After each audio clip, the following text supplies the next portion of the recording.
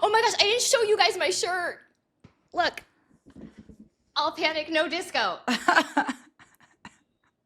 That's really cute. Can I get one? Like, I can send you a link and you can buy one because I got it off the internet, bitch. Like, what? I'm buying you shirts now and sending them to your house? I'm not your husband. I feel like that's like such a husband move. Like, oh, she mentioned she liked this once. We're not friends. We're sisters, bro. Sisters. Oh my Sisters God. do kind things. All right. I'll buy you a t-shirt. God damn it. I'm Claudia. And I'm Luciana. And this is Where We Land, a podcast bringing you stories of immigration and multicultural identity. So today we are talking about a topic that's actually very near and dear to my heart, raising multicultural children, because I'm going through it. I'm in the thick of it. There's, lots of stuff to talk about, the positive impact. There are also some challenges.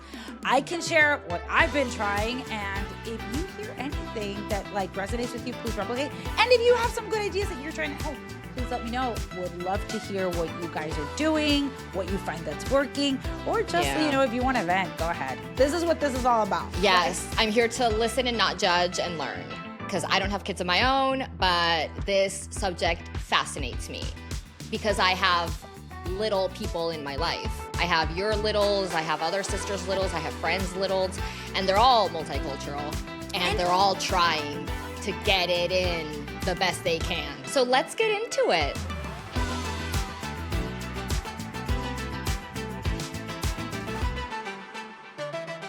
Let's begin the episode with a culture class flashback. That's a culture class that we've experienced in our past. Mine is having to wear a uniform to school. Oh, yeah. That's a good one. I know. So my first schooling experience took place in Southern California. It was a public school. You had to pick your clothes out every morning before you went.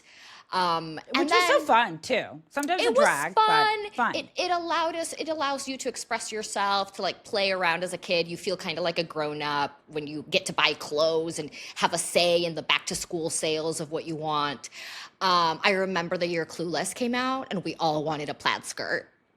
Do you remember this? And thigh highs, I think. And thigh highs. And my mom was like, girls. She got us a plaid skirt, though. We each had our plaid skirt. Oh, my gosh. We had plaid skirts. We had multiple plaid skirts. And we loved them. Yeah. We want to be share, mama. I do remember, I think maybe that was our first, coming of age, get to pick my own clothing moment. And then, boom, we go to Peru. I know. Sixth grade, we moved back to Peru, and all of a sudden, every single school in Peru has uniforms. There are now some exceptions. Now there are one or two or three schools that have exceptions now. Yeah. But back then, every single school, whether it was public or private, mandatory uniform. The school chooses their uniform according to their school colors.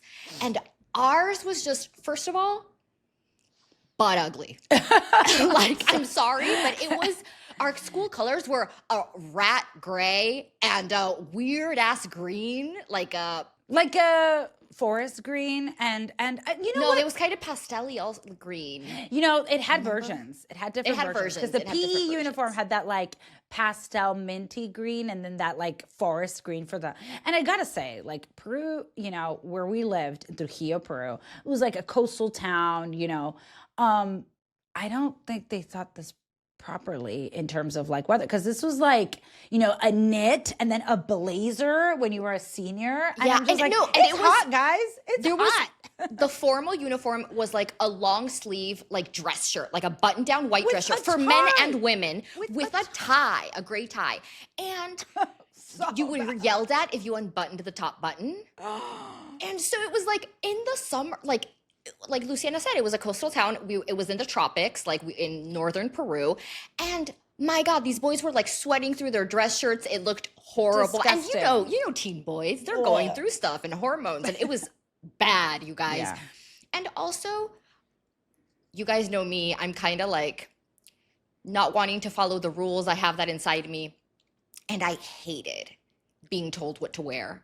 Oh. I hated it. I was I was always getting into trouble because I was never wearing the uniform correctly. That's what the teachers would tell me. Yeah. Meaning I never had a tie on. Like you It was saw so me in hard. school. It My was tie so was hard. never on my neck. It was never on my, it was always in my backpack.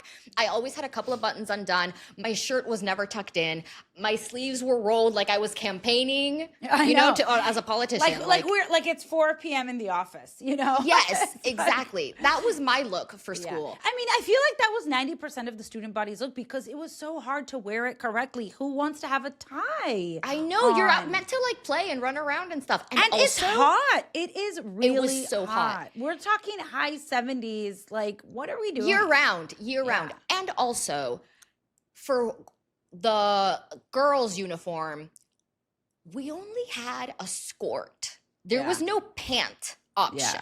Yeah. So you were wearing a skirt 24/7 all year round, no matter what you want. And girls, what if you want to sit on the ground and play with you? Because that's what kids do. They are sitting here, they're going there, they're climbing here, they're doing this. You had to do that all year round in a gray skirt? Like, what the heck? I'm like, and talk about like when you're going through that phase, because I got there in 6th grade. So it's that phase where you're going from 11, 12 to 13, 14. Yeah. So you're going from, we're running around and playing in the dirt to like, you want to look nice also, but also you still want to do fun stuff. And you just felt awkward all the way through. Are you shaving your legs or you're not shaving your legs? Like, you're just experimenting that. And like, you have to wear, like, show off your legs. And you're like, yes, what? not necessary. And your body is changing and you're going through things and like, why do I have to wear a skirt every day? I'm going through puberty. This is cruel. Cruel to make young teen girls wear skirts every day. I know. At least My body, I'm getting hips. You're making me wear a skirt? At least it was a skirt. Can you imagine a skirt? That would have been inhumane. No, that would have just made for so much trouble because the boys were already like making fun and trying weird shit. And we're like, dudes, go away. Yeah. I gotta say, like, the nice part is like, there was this like, oh, you just get up and you put something on. I think that it would have been like, it could have been something nicer, more weather appropriate, more, friendlier for, peoples of all shapes and sizes and going to like, it could have just been more flexible. There could have been more options. Like, give us a skirt, give us a pant and a short. Yeah. Like, give us the option. Yeah. And they can all be that butt ugly gray color, but like. And maybe the tie only for formal events, guys. Like, what are we doing? And give us like a blouse option. Why does it have to be like a long sleeve? But anyway, so many thoughts. So many thoughts. My culture clash flashback is movies dubbed in Spanish. Oh my gosh. This, again, same time. We moved back to Peru. We're used to consuming everything in English. Mm-hmm. We go to the movie theater to watch, I don't know, whatever the next blockbuster was. Lord of the Rings, The Two Towers. And everyone's speaking Spanish. Oh my gosh. Why? And it was such a heartbreak. And like, mind you, this didn't happen with a lot of films. But it happened to like with the really popular ones sometimes. Yeah, the ones that were made for kids, I feel like sometimes, because usually you get an option. You get subtitled version or dubbed version, right? Yeah. And both are showing and you pick your time. Yes. And we would always like double check that, make sure that it was subtitled. Because we want to hear, like, first of all, we're not reading the subtitles. We're listening to it. That's what we consume our stuff in. And also, it's just sometimes the translations are off. Or like they have Spanish accents, which is foreign to us. Spanish from Spain accents. Spain. And it's like, those were the worst. And I'm like, those aren't words that we would even use. Like, it's just like, we know that we're missing it. It would just really ruin the experience to us. I think that you and I would go as far as to say that we would just like not watch the movie, wait till it came out in DVD. Yeah. To watch it in English because it was just such a painful experience for us. I know. It's like almost like when we would also like actually any content dubbed into Spanish, because I also remember like the Oscars or like any award show, if we were watching it in like the national television, like in the Peruvian cable, always dubbed. It was dubbed and it was terrible. It was terrible. It was like kind of, there was a bit of a lag, so people are already celebrating who won and they're like just saying the name in Spanish, and I'm like, no. Yeah. But if we would just watch it on like Warner or like one of the American cable channels, we would watch it in the original language, and that was our preference always. So that was just like, oh, why can't we get stuff in English? I'm sure that's changed now because just like the world, like everything has captions now. So everything has captions. Yeah. And it's so much more costly, I think, to hire voice actors to do it in every single language versus like AI generated captions. I feel like everything has captions. So I hope, like, I know some people actually enjoy the dubbed experience. For sure. Yeah. I heard that from friends in Peru. And the only way, because I never understood that when they were like, oh, but I like the dubbed. And I was like, oh, I find it so horrible. I do understand it. If English is not your language, of course you want to consume things in your own language. I see the positives. It was just like English was our language for all intended purposes. So that was where the culture shock came in. I do remember there were like some special ones, like Shrek. Shrek dubbed to Spanish was supposed to be really good. They hired amazing voice actors to do it, and it was like great. And I enjoyed that version in Spanish, but that was not the norm. But that was so much effort, because you remember those stood out. The ones where people were like, "Oh, they hired really good voice actors to do this," and they brought their own spin to it, and they ad-libbed some stuff. They made it in Spanish. They didn't dub it. They made it exactly. in Spanish. Those were always the best. They always stood out. But I finally discovered like what some people were talking about liking dubbed, when like if you're an anime person, you can get this because animes are obviously made in Japan, they're in Japanese, and you can either watch them dubbed to English or you can watch them with subtitles. And this is a big thing. Like hardcore anime fans are like, you gotta watch the subtitles, man. Yeah. You can't watch the dubbed. That's for like beginner anime fans. It's a whole thing. I know this is my nerdiest side. I'm so sorry. No. This makes sense because actually I think this translates to any film. If I'm watching a foreign film that it's in a foreign language, I'm gonna watch it with the English subtitles 100%. Even if I don't understand, I don't care. Like, because you want to hear like the emotion and the voice and the performance. You still get that. I do not mind reading it in English. I do not want dubbed version of anything. I will take the subtitles any day. Any day. Yeah. Give me subtitles. I read. Now it's time for our topic of the week. So this week we're talking about raising multicultural children. I started thinking about this around 4 years ago. Even though like I was married to an American, I knew I was going to have children here. It wasn't top of mind. And then when it was like, okay, child is coming, let's think about this. In research for this week's episode, I read about the positive impact of raising multicultural kids. So cognitive agility and flexibility as they are switching between cultural norms with ease. Some studies suggest that it leads to stronger executive functioning skills, language proficiency, which obviously, cultural sensitivity and empathy. We discussed a little bit about this on our Being Bilingual episode. Yeah. Comes with like this advantage and just like ability to connect with a wider group of people, obviously with more people around the globe. It can come with a strong sense of identity, a richer and layered, cultural identity. And there can be some pride associated with that. And there are also some challenges to look out for. I read about, identity confusion, just like kind of not knowing or like living between two cultures or I don't know what am I and all those things. Yeah. Some discrimination or racism if you are, belong to a culture or, race that is suffering or that is, currently has negative, connotations associated to it, or you're like in a social setting where it's not reflected positively. Some language gaps. Perhaps you're not as fluent as in another language, in your second language or whatever that is. Yeah. And then in some cases, there can be some clashing values. Like you can be from a super, just traditional culture and then being raised in a very modern one, and just how maybe gender roles are, just clashing, or there just can be, those things to look out for. So just like lots of things. And I really wanted to, just get into that and also kind of talk about what I've done.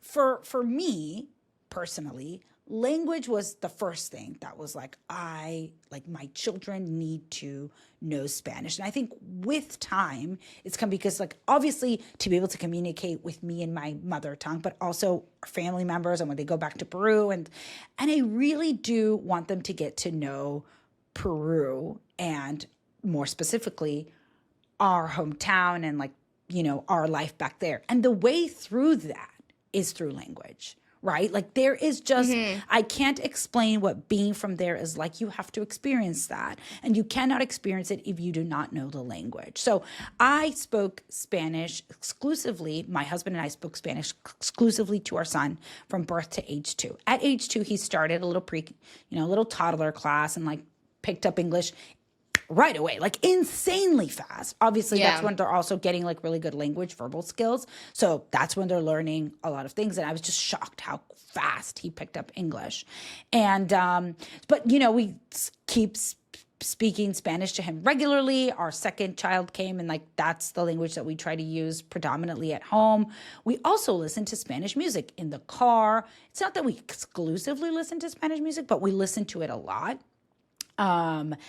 And we have family members visit, or we visit Peru, or I can't wait to take them to other Spanish speaking places as well, because I think that that'll be like also like, oh, look, I can use Spanish here. Or like there's just showing them more types of people that speak the language. Yeah, and showing them that there's like different accents, different words, different people use different words for the same thing. Yeah. So yeah, just, and again, and then food is another big aspect of like our culture, and been trying to, I think, instill that since, before one, I want to say like 6-8 months, exposing my child to Peruvian food.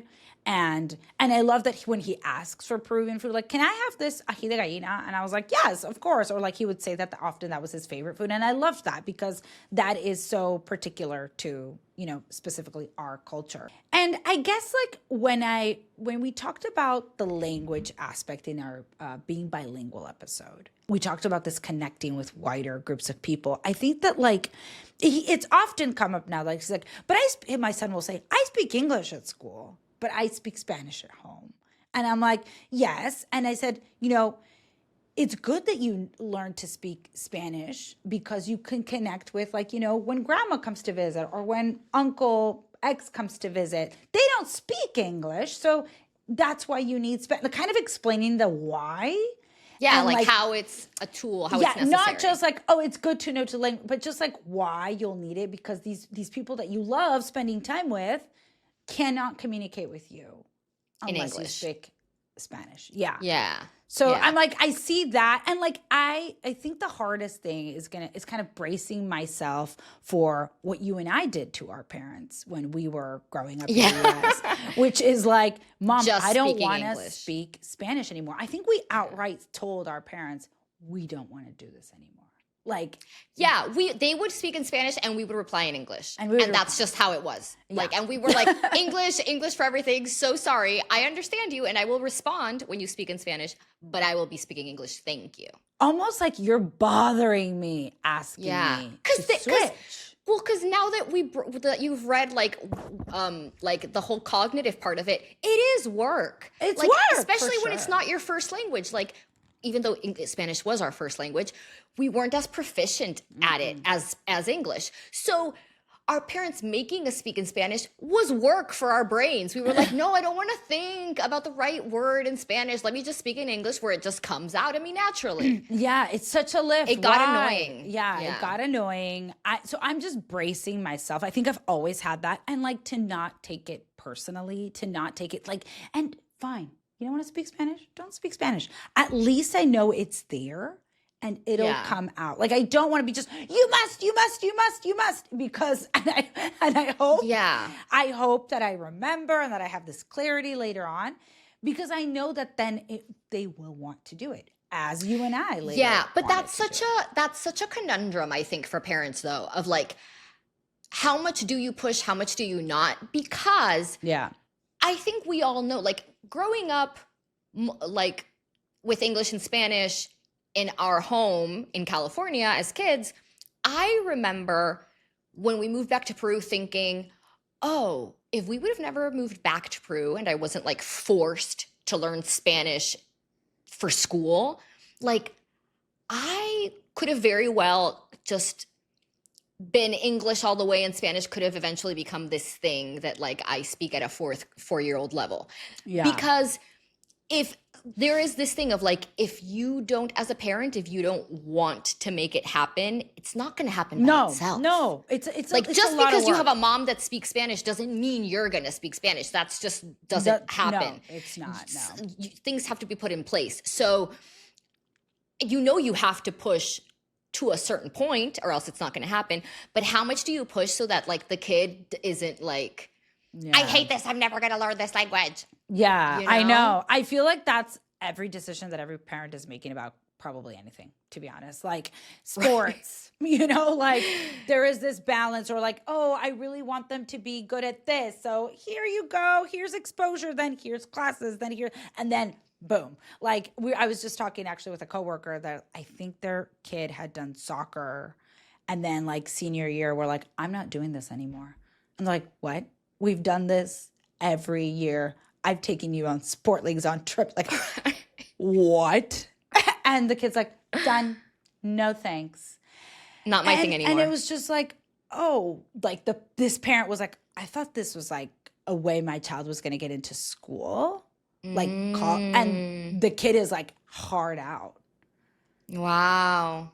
And it's like, they're a grown up at that point. Like, not a grown up, but like an older child that like, yeah, if you're 18, you can decide whether you want to play soccer or not. Like that this was a thing that was being invested in. And they're like, but they're not doing it anymore. I was like, okay, cool. So just like, and like, honestly, I was just like, really, I loved how the parent reacted. Like, they just don't want to do it anymore. And I thought that was great, because obviously, what are you going to do? Something that you don't want to do? No. Yeah. Right? Yeah. And I think it's like when it's a sport or like a dance thing or a hobby or like, or an instrument, like I understand that there's some heartbreak because maybe as a parent, or you really loved playing soccer. And so if your kid is playing soccer, you're like, oh my God, I love that they're playing what I was playing. And so there's some heartbreak when they stop. But I think when it's your culture, when it's like who you're from, like where you're from, where your grandparents are, the kids' grandparents are from, everything. It's your history, it's your lineage, it's the language that you share with all your family back home. Such a big emotional component. The heartbreak is just so much worse because it's like, are you rejecting who we are as people and our lineage? Like I mean, I think that's probably what our mother thought when we were like, don't speak Spanish. Like, I don't want to speak Spanish anymore. I know. I feel so bad now. Terrible. But also, I do hope that I don't take it that personally, because I think that if I can, as a person that's been through it, I think I can understand where it's coming from. And it's not that at all. It's not that at all. We were not rejecting Peru or anything. We were just like, it's hard for my brain to do this. Yeah, like I don't want to. I'm being lazy. So, however, even though I want to not push it, I mean, I know I will. Like, luckily, I live in a city where Spanish is like it's used in a lot of schools, so I think they'll have exposure to it in an academic setting. Hopefully, we can keep Spanish lessons up. So, like, even when they don't want to speak it with me, or don't want to listen to my music, or just like. You just sounded like such a mom when they don't want to listen to my music. And like your rancheras. I imagine rancheras. I know you don't listen to them, but like I imagine Mexican rancheras, you know? Like, and like example, the kid being I don't know, like if I have Carlos Vives on, or if I have Shakira and they wouldn't listen to, I mean, right now I feel like they'll sometimes indulge a song or two, but like they mostly want to hear like, I don't know, whatever, Spider-Man songs, or, I don't know. That's the vibe my son's at right now. So it's just like, I hope that I can be like, okay, but we still have this underlying, like, there's classes that you go to, there's places, and you do listen to my music from time to time if you don't want to. You do go to Peru and you listen to it, so it's there. And like he has the language ability, so it'll come up.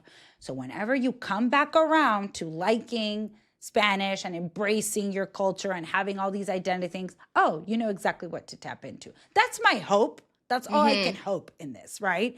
Easier said than done. I think that it's really hard when you just like, it must be really hard to be our mom on the receiving end of us going, I don't want to speak this anymore. Or when they would know what? Like mom said, she's going to get her payback when we have kids, and your kid is going to reject your speaking Spanish to you, and mom's going to be like, told ya. You know what I was thinking when you were talking about like how this helps you like have like empathy for other people, other cultures. I was thinking about how like I think that's like my favorite thing about being a mix of two cultures. Yeah. Is that you really like you're not centered in one specific culture. Like, I don't know how to explain that more. You know, when some people are like, when they speak, when like you tell them that a straw is a popote. Oh, yeah. And they're like, no, it's not. Oh my God. And like their reaction is so aggressive and so anti. And you're like, oh, this person is so centered in their own specific plot of land that they live in, that they have their reality can't grasp that the world has so many other different people in it. Yeah. And I've always felt like, oh, I hope I'm never that person. I hope I never react like that. To be so close-minded. Yeah, like when someone says like, oh, in Britain they call the bathroom the loo, and people are, and for some reason some people have like a rejection, or like, why do they call it's soccer, it's not football, and they get so mad, and I'm like, yeah, chill out, dude. Like, these people live on the other side of the world, so they talk a little different. Right. Like, right. Why is that so wrong? Their language comes from their history. They're just like your language comes from your history. And how can you not embrace those differences? Yeah. And I mean, we're talking about, you're mentioning a good example of just some small words. When you translate that to ideas, it even gets like, this role, how could this woman do this? Do X? Yeah. And it's like, because women in that country do that. Like, and in our country, they don't. And maybe you should be questioning why we don't. You know? Like, you know, it's true. I think that exposure is really, it's really eye-opening and important. And I think that like one can get that also with travel, but it's such a nice impact that you get from living in a multicultural home and being exposed. I think it's so nice to live like decentered from yourself. Like, if you live only in your world and only around you, everything is spinning around you, I feel like that's such a narrow way to live. It's such a small way to live. The world is so much bigger. Like, whenever new ideas come in, yes, you're going to have your point of view, but you should always be aware that your point of view is this big and it's only one, and there's so many others that are really, really great and really, really smart that are very different from yours. Yeah. And literally, I think it's really hard to get that if you don't have that exposure to other cultures, to other languages. Like, I always poke a little fun at my American friends when like some teen kid was like the number one ranked, I don't know, runner on the national level, like Division I. I don't know what they're called, like the college sports. Yeah. But number one runner. Yeah, he's the best runner in the world. And I'm like, no. Right. He's the best runner in the United States. Right. The world has some pretty fast people, and most of them are in Africa. I don't know if you've heard, but like they ought to, like in the US, there is that tendency of like when you win in a nationwide championship, you're considered the best in the world. Right. And in some cases it is true. Like the US does dominate in some sports, but not in all of them. Right. So just because you won a national championship doesn't mean you're the best in the world. Like that kind of centering. Yeah. I think it's just such a more fun experience if you're always conscious that there's other people doing other things and similar things and have different point of views, and they're also a part of this. And that would I don't help. know if that makes sense. No, it does. It does. It makes sense. It rings true. I think also that would help with like, you know, just having more empathy for, you know, just others as well, you know, just like not also like, oh, it's possible that things would be different, but also like empathy. When I was thinking about this episode, I was reminded of Danny, your friend Danny, who we had on the podcast, and we talked a little bit. Yeah. Danny Vaughn and I, you know, talked a little bit about like raising kids because she's going through it too. And she told this like kind of heartbreaking story about her son feeling a little, I think like one of the challenges that I brought up in the beginning of like being multicultural, that you could maybe feel a little like embarrassed or shame, or in an extreme experience racism, or experience just like being shunned out because you represent a culture, because you are of a culture. But also like you can feel a little like if the one of your, so in her case, her kids are Peruvian American. And I think that, you know, her son was a bit embarrassed about the mom, about his grandmother, who spoke with an accent and was like, I don't want to be different. Right? Natural. That's it. That's the super feeling. reaction. You feel different. Yeah. You feel different. Right? And we definitely felt different when our parents spoke aloud and were around in Visalia when we were young. And I do think that there is that part that you can just kind of like watch and support and be like, we are different, and just try to embrace and share like the positiveness of being different. Like, we're different because we speak another language, because we have this, because we learn, you know. Yeah, that's so hard for a kid to believe, also, though. Yes, it's gonna be different. And just to kind of support them with that. But like, look, someone else looks different. This looks different. And it's okay to be different, which is a lesson that you're just gonna have to learn, you know. But I do remember I felt a similar way to the kid when our grandparents came to visit, and they had heavier accents, thicker accents. But I can't remember if I mentioned this example before, but I do think that my father's approach to that was comedy, humor. Our father's approach was humor to that. So our sisters were super, like, you know, they wanted to like really, they had a lot of friends that were like very, you know, American. I don't think they had a lot of Hispanic friends. Our older sisters had it rough because they moved to the US preteens. Yeah. And so they just wanted to fit in. They middle were like, school, let's become American. They like tried to wear all the clothes, adopt all the things. Yeah.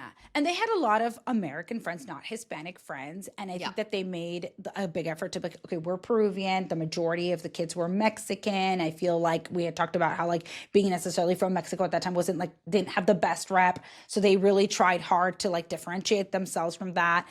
And our father would pick up that, like, you know, they don't want to speak Spanish around their American friends. They don't want to look too Hispanic. So our dad would roll up at with them to drop off. And as he was pulling up, this was so gangster of him. I know. As he was pulling up, he would put on like a Spanish radio station. Didn't matter if it was like Mexican music. It didn't matter what. Didn't matter if it was rancheras or salsa. Whatever the station. Whatever.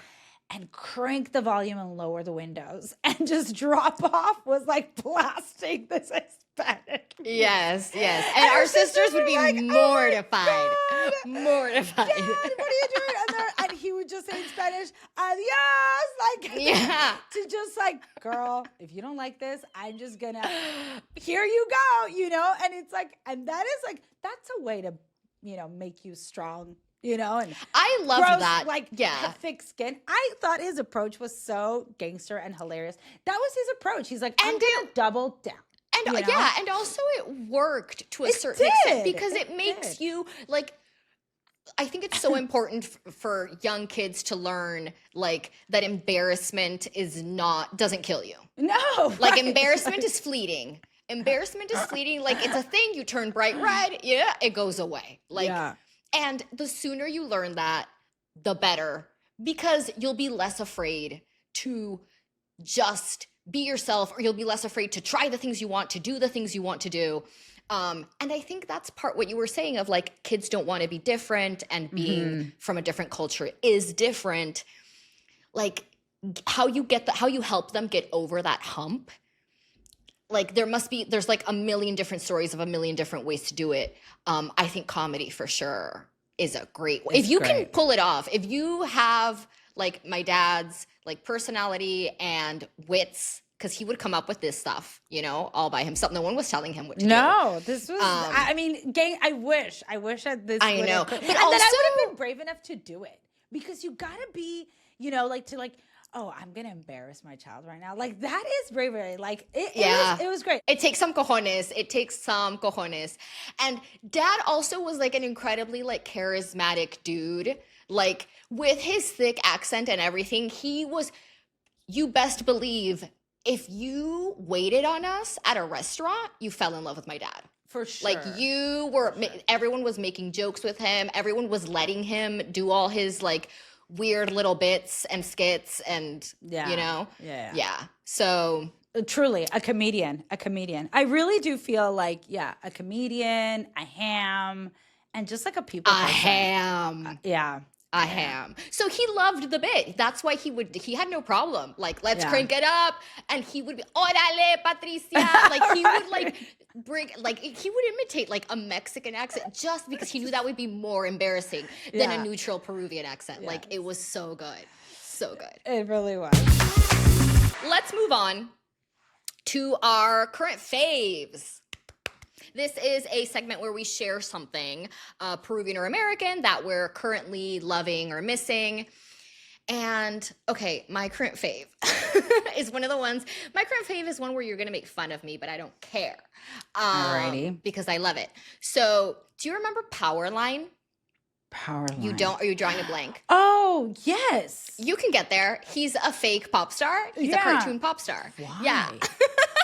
Okay, you need to explain why this is Okay, because so if you don't know, I don't know how many 90s kids are out there listening, but there's a movie that we loved as kids. It's a cartoon film called A Goofy Movie. It's a great movie. Like, it's a great Disney movie.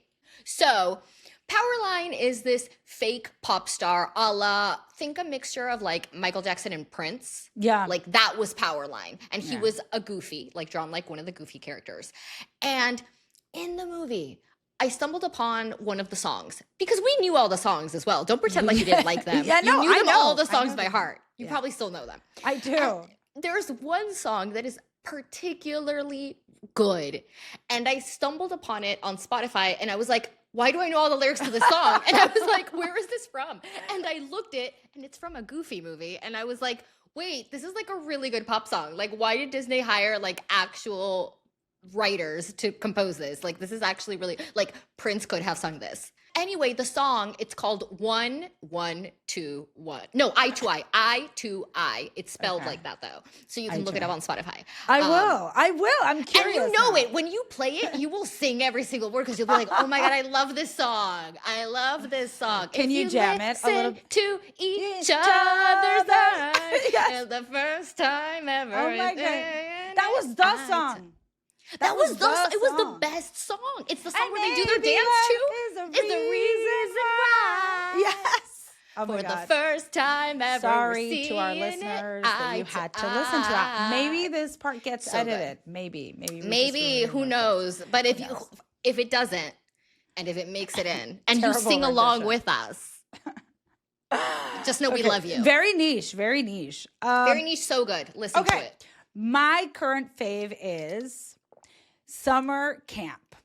And this is because I know. Are you joining a camp? It's a theme. I kind of wish. I feel like FOMO that I missed out.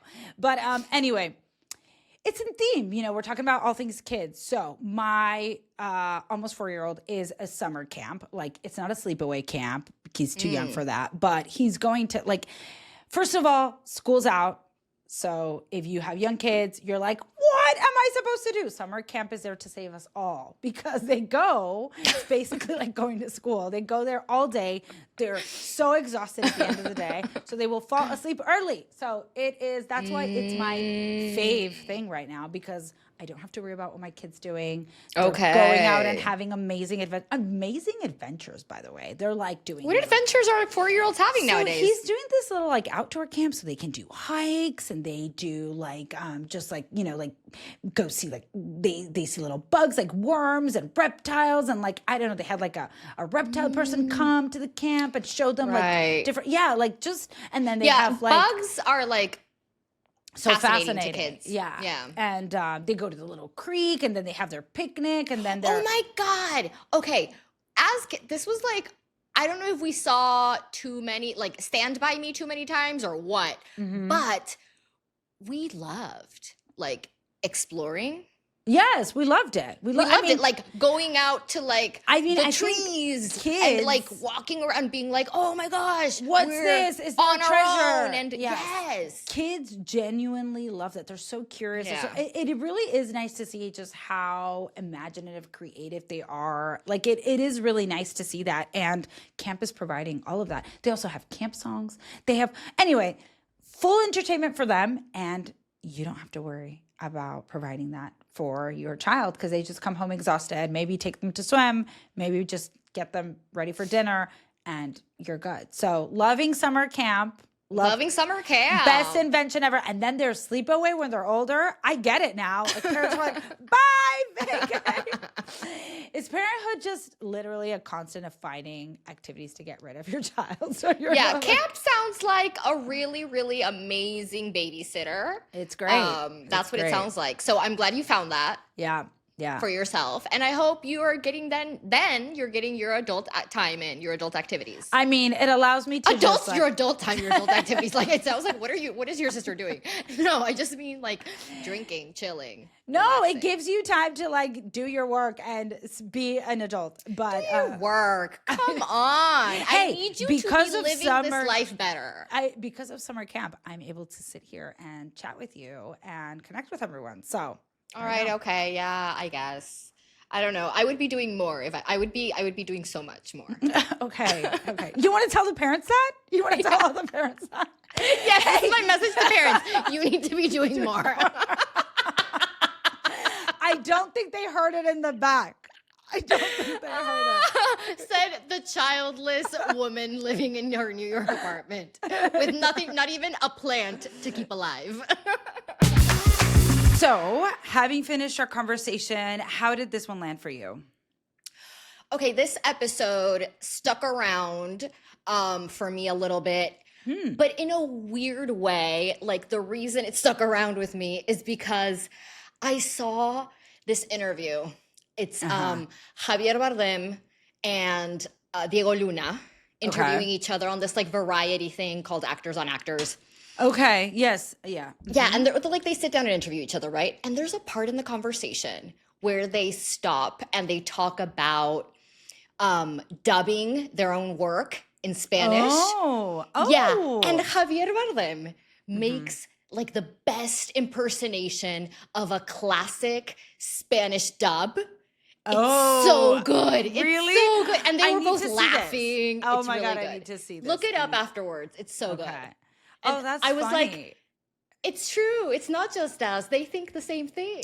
I think it's like, a consensus among, like we grow up watching, content as it, naturally comes in the US. Like everyone kind of knows these famous phrases in English, or you're just kind of used to just listening to English. And then and you have American actors on screen, you know what they sound like, you know what the famous catchphrases or famous maybe lines from a film are, that when you just hear it translated, it just like, or dubbed, sorry, when you hear it dubbed, it just doesn't sound right. It's just a bit. It doesn't sound right. And they were talking about how when they've dubbed their own work for like Spanish-speaking countries, they were like, it didn't sound right. It didn't sound like the people on TV, because they were like, the people on TV, it's a different type of acting. They're like, you can't just say, and there's this funny part where they go, you can't just say like, I would like a glass of water. They're like, you have to say it like, water. I would like a glass of water. Like, and they imitated it, and you were like, yes, I've heard that. I've heard that tone. I've heard this person say it like this. Yeah. It was so good. Very, very funny. Oh, good. I need to watch that. It's on YouTube. Yes. Okay. We'll look it up. For me, it stuck around too for different reasons. When we deeper reasons, I imagine. I guess, okay, compared to that, maybe a little bit deeper, but I don't know if it's just deeper. It's just more of like I don't think I had fully realized that I'm obviously looking to raise my kids in a way that they are both Peruvian and American, like all of their just multicultural. So I'm kind of just like thinking, how do I best do this? Going with my gut. And now I'm realizing actually that I am doing a lot of what our parents did for us without wow. really knowing. Yeah. So because I think that like when after the episode I was like, well, what is the right way to do it? There's no one right way, right? And I was like, well, actually, I feel that we were given the right way. Like whatever we were given worked for us, which was a lot of freedom to explore both and to be both at any time. And sure, do I remember us not wanting to speak Spanish and my mom being like, but you should, like trying to give us some pushback on that. Yeah. But it wasn't like, you must, you know, it was like, but you should, like we knew she wanted, we knew it was their preference, but it was not forced on us. No. And I've been having conversations with other people where it's like, oh my gosh, my mom did not want me to do it, or did like just more of a, you know, a stern approach. And I feel that like intentional or not, I haven't asked my mother about our mother about this, but I think it was just very free. Both are great. You should do both, lean into both kind of guidance and exposure, because it wasn't just like whatever. It was like, this, like they would insert a lot of, because they were super Peruvian, so they would insert a lot of that, but they also like embraced a lot of the American culture and life when we were in Peru and reminisced about that type of life. So I think that without being super intentional, it's like, I'm going to do exactly what mom and dad did. I think I am actually taking a page from their book and applying. So you think you found yourself doing like subconsciously imitating? Subconsciously imitating, and now because of our conversation, I've reflected on it. And I'm like, well, I think that I had such a positive experience with this that I'm just hoping that I can deliver the same. That wraps it up for today. Subscribe so you don't miss the next episode, and follow us on Instagram at Where We Land Pod. Bye bye. Hasta la vista, babies.